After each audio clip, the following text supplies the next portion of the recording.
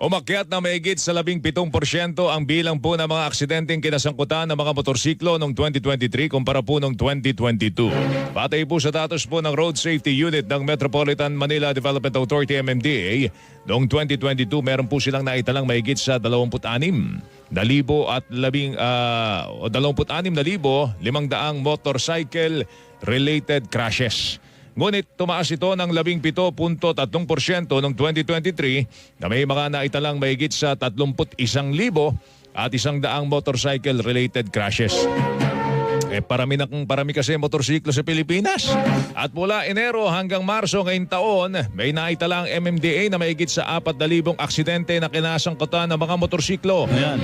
Para makaiwas po sa aksidente, nanawagan po si MMDA Chairman Romando Artes sa mga nais matuto ng maayos at ligtas na pagmamaneho ng motorsiklo. Magpaturo kayo. Ayun Ayun Dali. Naku, Sus nadali. Mario.